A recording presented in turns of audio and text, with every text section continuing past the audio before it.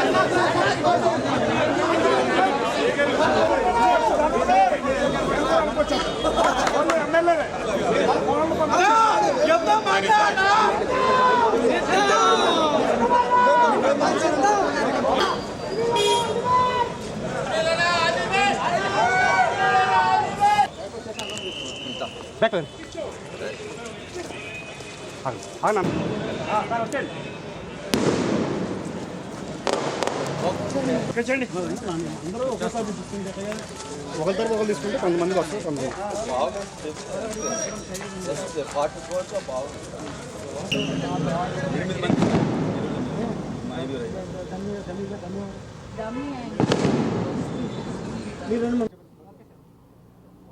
అందరికీ నమస్కారం. ఈరోజు మరి నేను వైఎస్ఆర్ కాంగ్రెస్ పార్టీ ఎంపీ అభ్యర్థిగా మరి కలెక్టరేట్లో నామినేషన్ దాఖలు చేయడం జరిగింది. ఈ నామినేషన్కి పెద్ద ఎత్తున పార్టీ నాయకులు, కార్యకర్తలు, ప్రజలు, అభిమానులు అందరూ పెద్ద ఎత్తున వచ్చి నన్ను ఆశీర్వదించారు, ఎంతో ప్రేమను చూపించారు. అలానే ఈ నామినేషన్ ప్రక్రియతో ఇంకా వైఎస్ఆర్ కాంగ్రెస్ పార్టీ ప్రచారానికి ఇంకా కష్టపడి ఇంకా తిరుగుతాను ఈ రానున్న 20 రోజులు. అలానే జగన్మోహన్ రెడ్డి గారు చేసిన అభివృద్ధి, సంక్షేమం మాకు ఒక సులువైన బాట వేసింది. మేము జస్ట్ ఏదైతే ఈ 5 సంవత్సరాలు మంచి జరిగిందో అది ప్రజలకి గుర్తు చేసుకుంటూ వెళ్ళిపోతే సరిపోతుంది. ఇంకా ప్రజా సమస్యలు ఇంకేమైనా ఉంటే కూడా తెలుసుకుంటాం జరుగుతుంది. రేపొద్దున వచ్చాక ఈ పార్లమెంట్ పరిధిలో ఉన్న సమస్యలు కానివ్వండి అవన్నీ కూడా తీరే విధంగా, ప్రజలకి మంచి చేసే విధంగా కష్టపడతానని చెప్పి తెలియజేసుకుంటున్నాను. నీటి సమస్యలు కానివ్వండి, అలానే మన గిరిజనుల సమస్యలు ఇవన్నీ కూడా గుర్తించడం జరిగింది. అక్కడ మన కొల్లేరు ప్రాంత సమస్యలు కానివ్వండి ప్రతిదీ నోట్ చేసుకుని ఒక ప్రణాళిక రూపొందించుకుంటున్నాను. దాన్ని పెద్దల సహకారంతో, పెద్దల గైడెన్స్తో దాన్ని వాటి మీద వర్క్ చేస్తాను. అవును, మరి పోలవరం ప్రాజెక్టు మరి ప్రతిపక్షాలు చేస్తాయి. గతంలో వారి వల్లే డయాఫ్రామ్ వాల్ దెబ్బతింది. అది కేంద్ర నుంచి వచ్చిన నిపుణులు కూడా చెప్పడం జరిగింది. మరి ఆ డయాఫ్రామ్ వాల్ ఆ రోజు దెబ్బతినకుండా ఉండి ముందు కట్టకుండా ఉండుంటే ఈరోజు పోలవరం కంప్లీట్ అయి ఉండేది.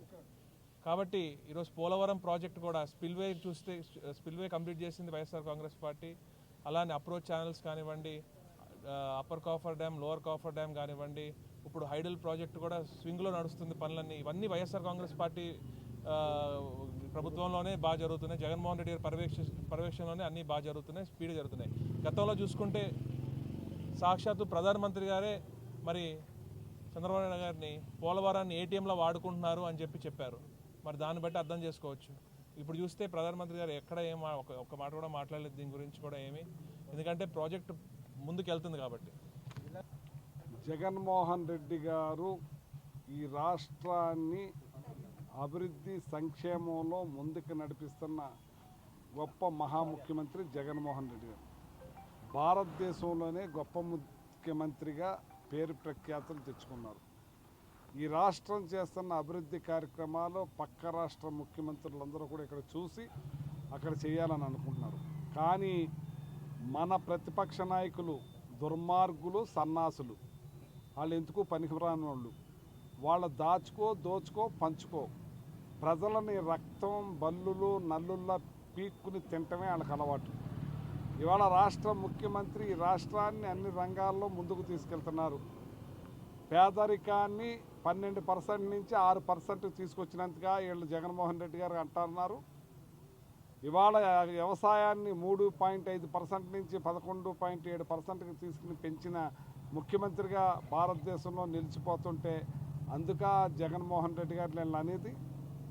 ఇవాళ ఇండస్ట్రీస్ పరంగా 3.7% ఉన్నది 11.7%కి తీసుకెళ్లిన ముఖ్యమంత్రిగా భారతదేశంలో గొప్పగా పేరు తెచ్చుకున్న ముఖ్యమంత్రిగా నిలిచిపోయినంతగా వీళ్ళు అనేది.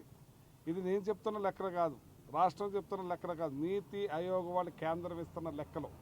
వాళ్ళ కళ్ళు ఉన్నాయో లేవో ఒకసారి చూసుకోమనండి. వెబ్సైట్లోనూ నీతి ఆయోగ్ వాళ్ళు ఇస్తున్న లెక్కలు చూసుకుని మాట్లాడమని. చంద్రబాబు నాయుడుకి ఎలాగో వయసు అయిపోయింది, కళ్ళు కూడా మసకడిపోయినట్టున్నాయి. ఈయనన్నా సరే ఒకసారి కరెక్ట్గా చూసుకుని మాట్లాడితే బాగుంటుంది. స్టేజ్ ఎక్కితే బూతులే తప్పితే ఇంకోటి రావట్లేదు వాళ్ళకి. మరి మైండ్ దొబ్బిందో మైండ్ లేదో నాకు అర్థం కావట్లే. స్టేజ్ ఎక్కి మైక్ కట్టుకుంటే బూతులే. ఇవాళ ఈ రాష్ట్ర ప్రజలని ఏం చేద్దామనుకుంటున్నారు మీరు? ఈ రాష్ట్ర ప్రజలకి ఏం చేద్దామని చెప్తారు మీరు? అదేం చెప్పరు. స్టేజ్ ఎక్కితే ఇంకా జగన్మోహన్ రెడ్డి గారిని తిట్టడం, జగన్మోహన్ రెడ్డి గారిని ఏ రకంగా అడ్డు తొలగించుకోవాలని విష ప్రయత్నాలు చేయటం, మొన్న రాయించుకుని కొట్టే కార్యక్రమంలో వీళ్ళదే చంద్రబాబు నాయుడుదే పెద్ద పాత్ర. ఇలాంటి దుర్మార్గమైన పనులు చేయటంలో లోకేష్, చంద్రబాబు నాయుడు దిట్టలు. అటువంటిది అలా విద్యని భారతదేశంలో కేరళ నెంబర్ 1 ఎప్పుడు, అటువంటిది ఇవాళ ఆంధ్ర రాష్ట్రం నెంబర్ 1కి వచ్చినంతగా మీరు ఏడిసేది. ఇవాళ అన్నిటిలోనూ కూడా ముందుకు తీసుకెళ్తున్నాడు. పేదవారి విటమిన్ డెఫిసిట్స్ తోటి 24%లో ఉన్నవాళ్ళని 8%కి తగ్గించాడు. డబ్బులు కొడుతున్నాడు, అకౌంట్లో పడుతున్నాయి, కోరింది తింటున్నారు, ఆరోగ్యంగా ఉంటున్నారు. ఇదేనా? 25 లక్షల రూపాయల హెల్త్ కార్డు ఇచ్చారు ప్రతి ఒక్కళ్ళకి కూడా, ధైర్యంగా భరోసాగా ఏ హాస్పిటల్ కన్నా చేసుకుంటానికి. అందుక మీరు తిట్టేది? ఇవాళ అన్ని రంగాల్లోనూ పిల్లల్ని చదివిస్తున్నారు, అంతగా తిట్టేది? అన్ని రంగాలని ముందుకు తీసుకుపోతుంటాను, అందుకనే మీరు తిట్టేది? ఇవాళ మిమ్మల్ని ప్రజలు ఏతరించుకుంటున్నారు, చేతరించుకుంటున్నారు. నిన్ను నమ్మం బాబు అంటున్నారు. పవన్ కళ్యాణ్ గారు ఎలాగా మీకు తాకట్టు పెట్టేశారు ఆ పార్టీని. ఇక నిన్ను నమ్మే పరిస్థితుల్లో ప్రజలు మాత్రం లేరు.